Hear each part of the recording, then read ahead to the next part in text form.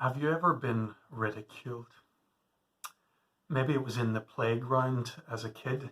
I can still remember how the bullies in the playground called me Nazi in primary school on account of my German heritage, and how in my teenage years others made fun of me because of my substantial nose.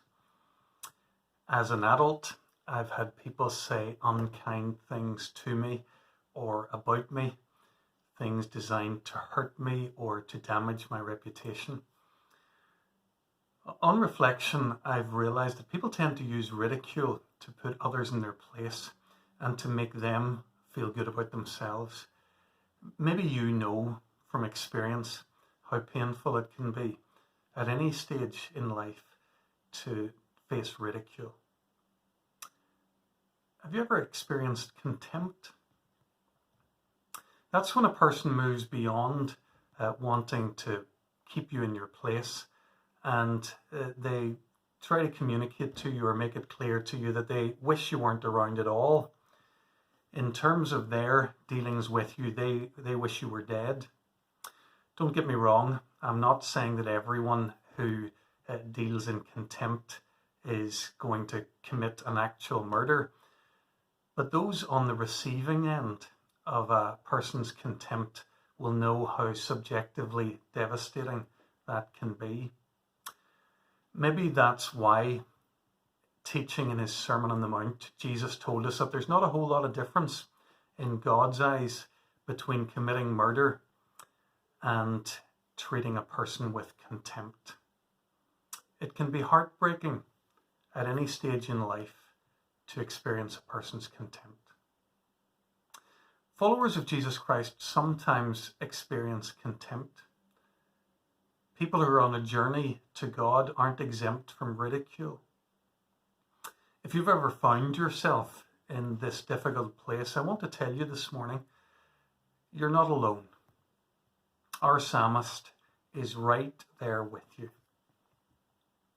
We come this morning to the fourth of our songs of ascent. And when we come to Psalm 123, the journey motif's not quite as strong as in the previous Psalms. Psalm 120 was about being fed up with where we find ourselves and setting out on our pilgrimage.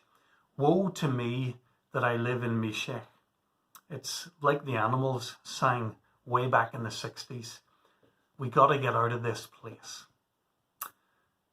In 121, the psalmist's on the road and he's looking for protection, and he asks, where does my help come from? I'm reminded of the Massive Attack songs I used to listen to. Safe from harm and protection. Last week, Paul helped us think about Psalm 122. It's a song of anticipation and excitement about our journey's destination. I rejoiced with those who said to me, let us go to the house of the Lord. Well, that's the pointer, sisters, isn't it? I'm so excited and I just can't hide it. I'm going to Jerusalem and I think I'll like it. When was the last time that you were excited about worship, about going to God? We should be. We could be.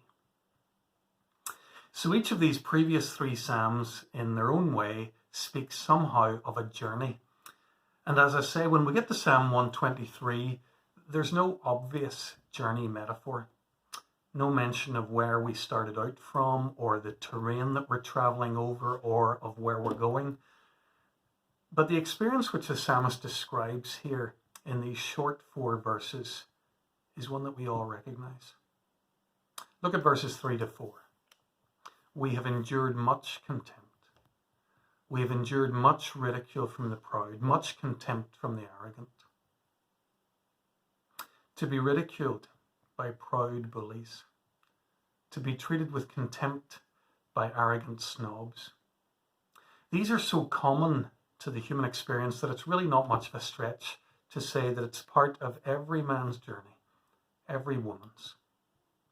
There'll be times as we journey through life, as we go on our pilgrimage to God, that we'll experience ridicule from the proud and contempt from the arrogant. Let's see what we can learn from this part of God's word for those times on our journey when we're experiencing ridicule and contempt. What does this psalmist, this fellow pilgrim, have to teach us? Let's learn three things from our fellow traveler. Let's notice where he's looking, what he's looking for, and how he can be sure that he'll find it. So first of all, where's he looking for help during this deeply troubling experience? Did you notice, by the way, how prominent the theme of looking is in this psalm? Have a look at those opening couple of verses.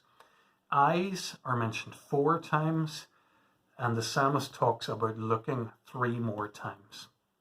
Whatever this psalm's about, there's something important here about where we're looking. I don't know whether you noticed it, but this psalm starts in exactly the same way as Psalm 121. Do you remember? Have you started learning it yet? I lift my eyes to the hills. Where does my help come from? My help comes from the Lord, the maker of heaven and earth. In Psalm 121, the pilgrim's lifting his eyes. And he makes it very clear where they settle. He's looking to the Lord. Well, it's the same here in Psalm 123. In Psalm 121, the psalmist strings us along a bit with his Q&A. He keeps us waiting before he tells us exactly who it is that he's looking to, the Lord, the maker of heaven and earth. Well, it's the same here in 123. Our psalmist begins by telling us that he's lifting his eyes to you. He tells us that the person that he's lifting his eyes to is the one whose throne is in heaven. But he waits until the end of verse 2 to spell it out, that he's talking about the Lord, our God.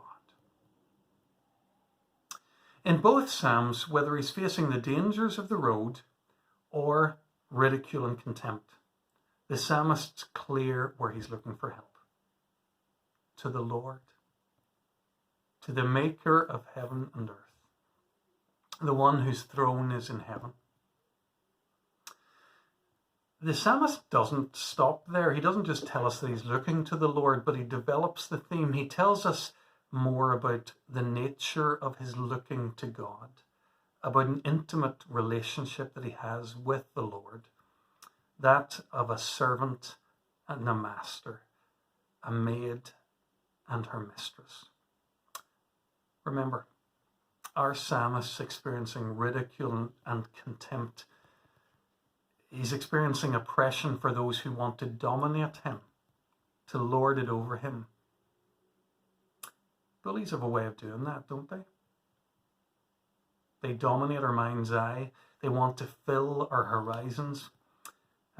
Think how preoccupied a kid can be with the playground bully. The psalmist's experiencing this bullying, but he chooses not to let it dominate his horizons. He's looking somewhere else, and he's able to see his rightful Lord, whose throne is in heaven. This psalmist's happy to identify himself as a servant of the Lord. And we sense, as he talks about that he feels safe there, that he knows his true master, and that he knows that he's kind. So where's the psalmist looking? In the face of ridicule and contempt, he's looking to the Lord, his kind and loving master. I wonder who you look to. I wonder where your focus falls. Perhaps it's not explicit in this psalm, but I'm sure it's implied. We have a choice about where we look, about where we choose to focus our attention. Will it be on the bullies and the arrogant and the proud, or on the Lord?